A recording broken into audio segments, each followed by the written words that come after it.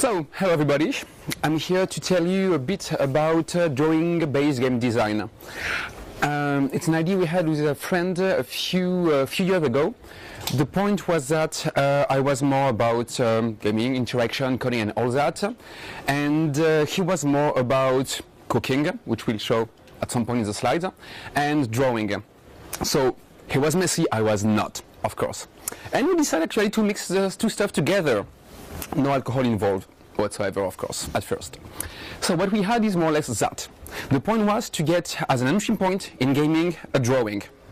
So at first it was the idea of drawing, after it was just pigments on canvas, and you will see it went up quite fast. So what I will present you is the concept first, what I told you a bit already about right now, then game design and game perception. You can imagine that when you have a controller, you have some kind of expectation about game design.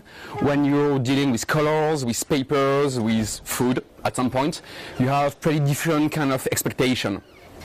And not only about the design of the game itself, because you draw your own game in the end, but also about the perception of it.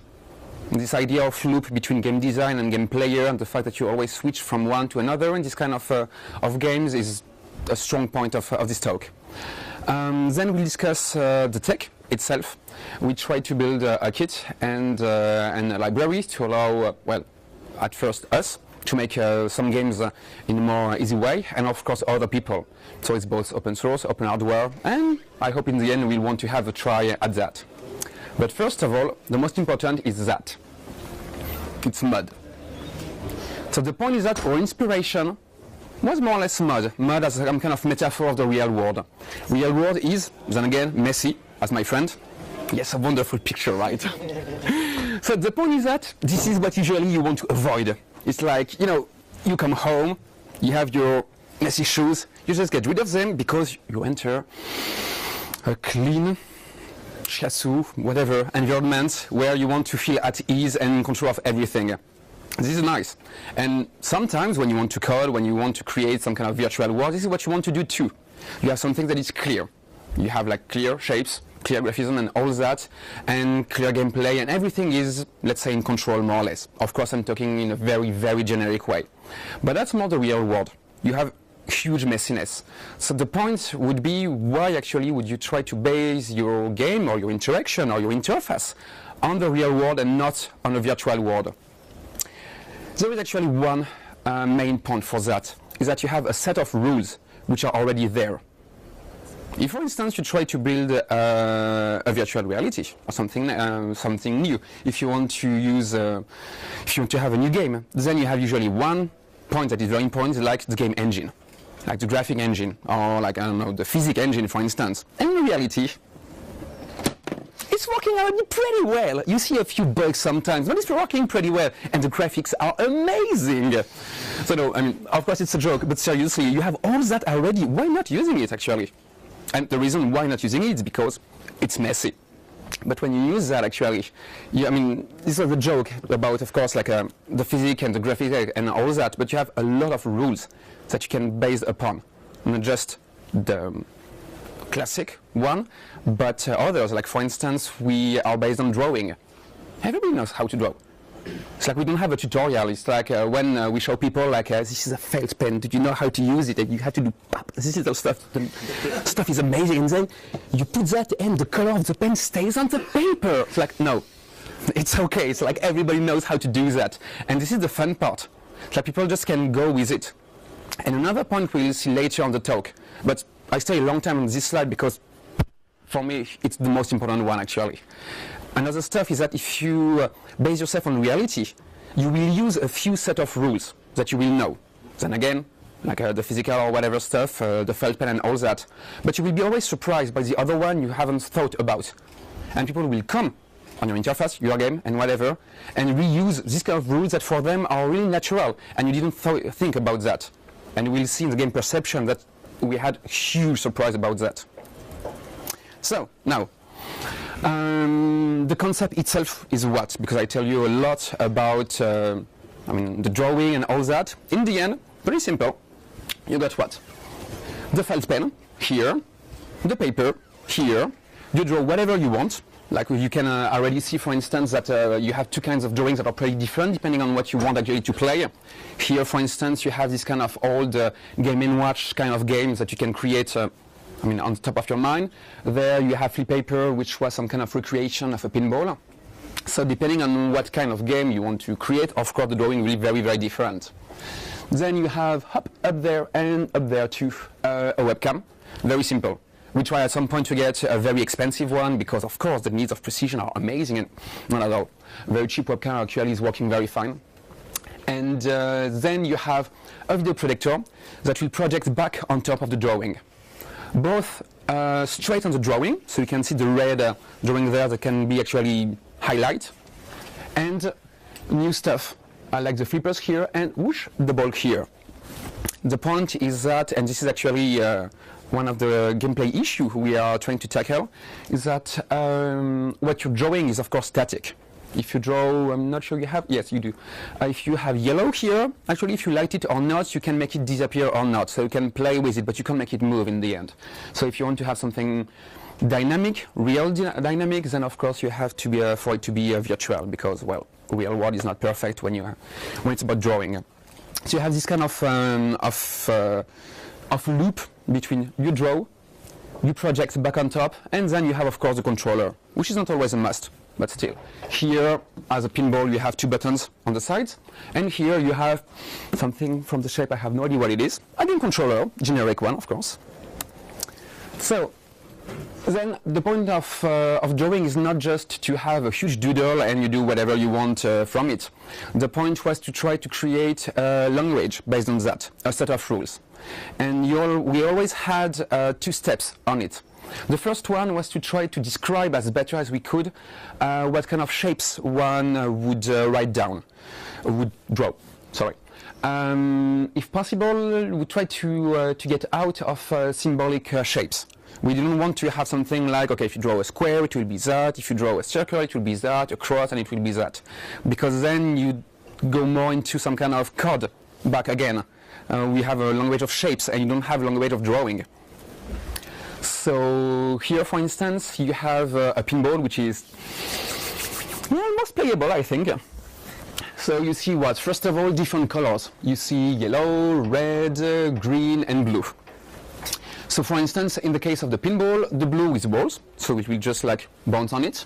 The red is a bumper or a shooter, meaning either it will like bounce back a lot, and if you do that many times, it will disappear and destroy and you can go through. For instance, here you see it highlight, so it will bounce. And here the little guy actually already bounced, so it's destroyed, so now the ball can go through and the player lose. Green is warp zone or acceleration, and yellow is 4 points. So you have many kind of gameplays depending on the color. But then again, if it was just colors, it wouldn't be this much fun. You can see, for instance, that here you have another flipper, which is weird because I told you everything about the colors, so you should not be able to do that. But the fact is, depending on how you draw, actually, if it's a point, a line, or if you're circling something inside of another shape, then you have different behaviors. And the point was that, first, to try to get features actually on the drawing. For instance, when we try to create another game, we know that, okay, what is our language? What can we use actually to describe the drawing and to use that to create a gameplay from it? And the second point is, when you have this kind of library done, then you decide which feature you want to get and what kind of gameplay you want to add to it. For instance, in this case, we go back to the other games, which was some kind of Game & Watch game. So if you don't remember those, it's with a little kind of noise. Yeah, he gets it. When you have little shapes actually moving like that. Here in blue, you don't have any more walls, but you have the players themselves. The green is actually a list of bonuses, and the red are maluses, so you die when you get them. And you see the lines. You see actually the movement of the shapes. It will start from there and then move one by one there, and then you have to move your cursor to be able to avoid a few and to get some. So there, if you check, actually you should always almost stay here to get the bonus and avoid more or less this one. So this is interesting to know that, and this is another point we'll see later, is you create your game and you play it. So if your games suck, Maybe it's because you create a game that sucks. So, and of course it's something you usually don't try to say to people. It's like, no, it's amazing, it's awful that your game is not fun. So it's like, you suck, your children suck. No, you don't say that. So the point is that with the drawing, you can create your level design. And I'm saying that with not being completely happy about that, because while it's very fun to level design through drawing, we're trying to reach a point where it's not just level design, but you really interact with the drawing. Sometimes happening, but not always. So the tech, we can go quickly over that because you saw already a bit of it. You have two sides, software and hardware. The software is what you saw already a little bit, being like the library. The hardware, the point of it, because you can imagine like you just need a webcam, a video projector, and then you're set. Why actually would you need a kit to be there? What we wanted to do is to make it as easy as possible for other people to reuse the tech. We had this idea about drawing-based interaction. The more we pushed it, the more we found new stuff actually to do with it, and we know that we're very lazy people and we won't be able to explore completely this medium, so we want other people actually to try out stuff. For that we made a little kit, open hardware too, so people can get actually, not that it's very complex to create, but still people can get it online and then recreate it so they can have some kind of nice setup. I know by experience that when you got just the video projector, the webcam, and you have to spend a lot of time to just be sure everything is in the right axis, it's not very fun. When you got just everything set up right on the table, then it is a breeze. After that you have the library. The point was just to get all geometrical correction, because you can imagine that you don't get like a straight rectangle from the webcam on the drawing itself. Then you filter background, foreground, the image itself. Then you get separation based on the color, depending on the game you want to have, depending on the felt pen you have at hand and everything. You can select actually the kind of region you want to use. Then you get just a contour selection in the end, and from the contours then you can get a more interesting description of the shape itself. For instance, it's just a matter of is it a dot, is it a line, is it a loop, is already huge gameplay wise. We wanted to spend a lot of time actually to get very precise description of the drawing, but it didn't really matter much at first. It was really with just very simple description, it was already very useful enough. You can imagine that if you have 4 colors and 4 description, it gets combinatory, so you have a lot of possibilities already. And if you need to explain to someone for 2 hours every stuff about the drawing, every stuff about like the shapes and all that and what it creates for the gameplay, it kills a bit the idea of being able to just draw and play with it. So it was very important for us, for instance, for the pinball one, to get a set of colors that was coherent. For instance, if you had the blue, you had either the walls or the flipper, which was both very physical shapes, so you could expect what would be happening. This was always this kind of mix between, I will try to be very precise because I know a lot about the graphical language, and I don't know much, but I know I can explore and I can try out and discover new stuff. A bit like Superpower, you would just discover bits by bits by just drawing around. Sometimes you get surprised, it's a bit of a mess, you correct, and then you get like you learn something new. Now, the second part was about game design and game perception. The point is that, as I told you already, you create the game itself before playing it. So you always have this loop about being a designer and being a player, which is pretty fun because technically, when you create, for instance, the pinball stuff, we are game designer. And when we create the library, we are game designer. So a bit meta, but still. The point is that you have always this loop, being creating and playing. And for us, it was always meant to be seen as one, meaning that you create your pinball, you play it, and you realize that, not so fun actually, I made a mistake here, and you correct it, and you play it again, and you correct it, and this was this kind of loop. So it was not about playing, it was not just about creating, it was both as one in the end. One time, we had a little issue with a controller, meaning that in the end, you had, the setup was a bit like that. The people would be playing there, and you had the wall here with the drawing. So basically, more or less, Oh, okay, let's be fair to them, 3 meters, for instance. So just 3 meters, 6 to 4 round trip, in order to play and then correct at the drawing. Nobody would correct the drawing. Nobody did. It's like they knew they could, but nobody did that because it was too far actually, and the loop was destroyed. They were not in the mood, and it's not. At first, of course, we were like and it was a huge criticism to them. It's like, come on, don't be lazy, do that. But it's pretty coherent in the end. It's like, it's not. I mean, because in this case, you would switch from one side to the other one. When, for instance, you're on the flip paper itself, I mean. You're there, you play, and then you draw, and you don't change role somehow. So the switch, the cognitive load about switching is way little, and then you become both at the same time. So that was pretty fun. So yeah, oops, I forgot to hide this slide to explain it even better. Anyway, so yeah, you really have this. So yeah, I won't repeat everything I have said for the last 2 minutes. So there you go, the designer and the player itself. So, as I said before, everybody knows how to do and everybody loves to do DAO. It's fun, you just do whatever you want, it's free and all that. But in the end, actually, I realized that when I was writing this slide, so for a very long time, as you can expect, I lied actually. Everybody loves to do DAO, it's more or less true, but everybody doesn't love to do DAO in front of other people. Especially when we try to expose the other drawing and we don't expose the worst one, we expose like the one, we exhibit the one that are pretty nice, and people have a huge like pressure about, I won't be able to do the same stuff as that, and I won't try it. And it's usually hard to make people draw by themselves, but in this case, we have a motivation to do so, because then again, it's not just a drawing, it's not just a game, it's both. Whoops, thank you. So it's both. The point is that at first, when people say, I don't know what to draw, it's like, okay, don't draw then. It's like, you know how to play pinball? You like it? Yeah, then play it. And at first, you have like a blank screen. So you just launch the ball, and you have like the little flipper on the side. You launch the ball, and woo, boop, game over. This was fun, right?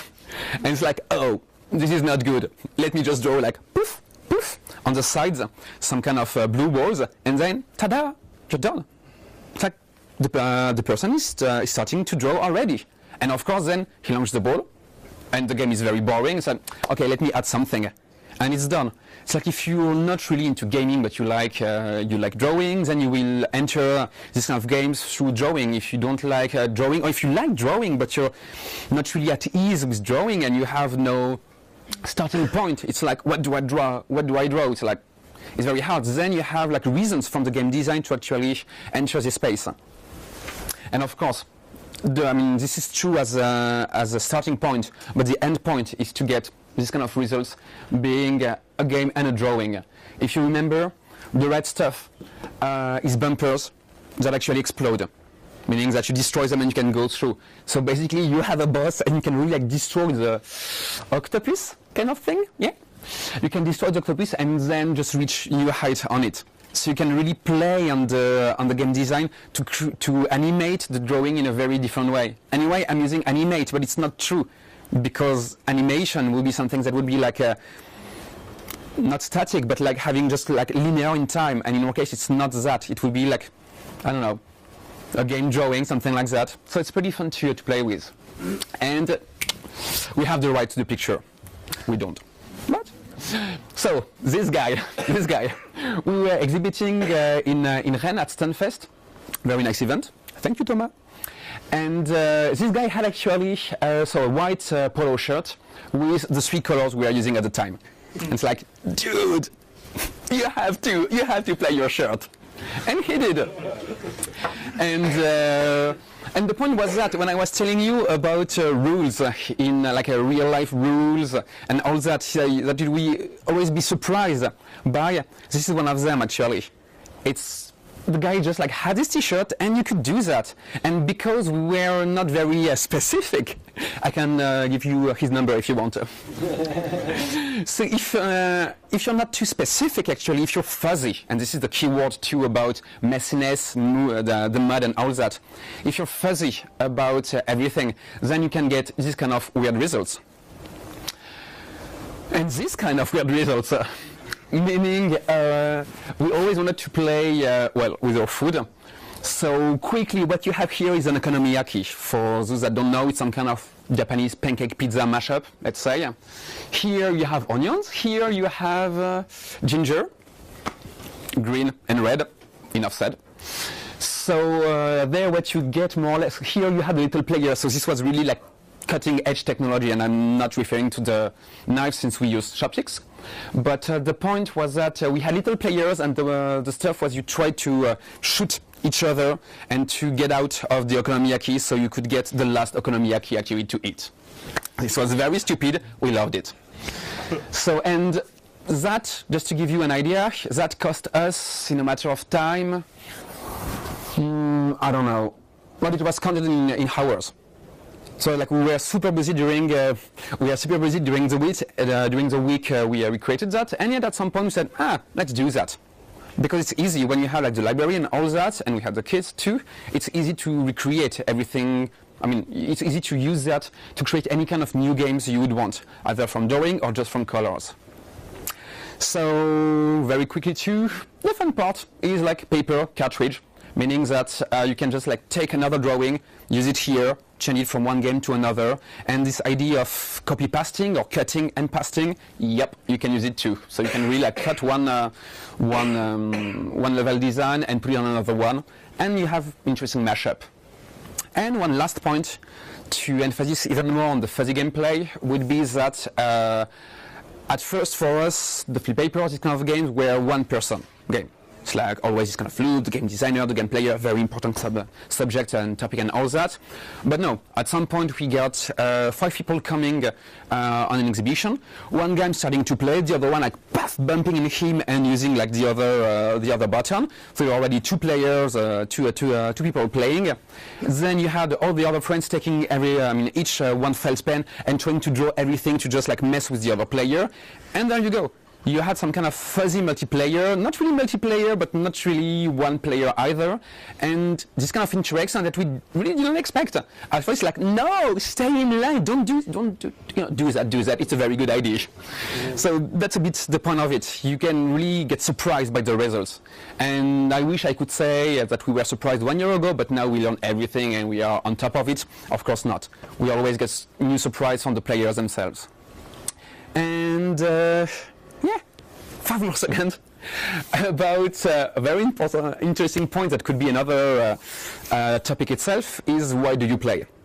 Very quickly, if you look at other games, other way of playing and all that, you see that you usually try to reach a better score, you try to kill the last boss, you just want to finish this level, and you have excuses to play. It's like, why do you play? Why tonight do you want to play your MMORPG, for instance? Because my link needs me. Like, really? It's like your friends need you? It's not because it's fun. This is a bit boring, you know, it reminds you of a job. And of course, it is still fun. But if you ask why you are playing, you will more get excuses than just because I love it, because it's fun. And in this case, since you're designing the game, since the idea of a score doesn't really matter anymore, you lose this kind of excuses. And you see some kind of almost angst sometimes, which are pretty fun to see, not for the players, but for us at least.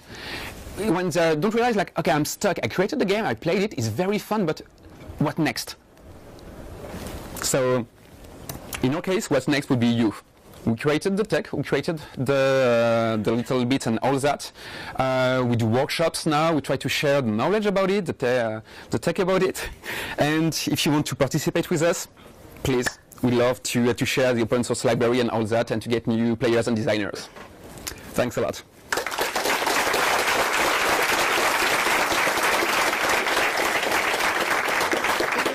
For just one question. One question we can do. So, when is it? Are you going to share your code on GitHub? And if so, when? Sorry? Are you going to share your code on GitHub? And if so, when? Yeah, we are a bit shy because it will be a first time for us. For now, we share it, let's say, at demand somehow. It's like because we want to, we know that the best way to kill another person's project is to release a bad code that will just, make people not want to come back to it. So we are a bit shy about how much errors or how much bad practice, let's say, would have in our code, and we'd love actually to get some new people to explore it already. So we are very eager to share it, and hopefully in the upcoming couple of months it will be on GitHub, and this process will be fastened as much as we can find people to actually try it out already. So you do have a community, but it's still a bit. Yeah, exactly. And if you want to try it out, please. And thanks to you, to be on GitHub soonish. Okay, thank you. Thanks.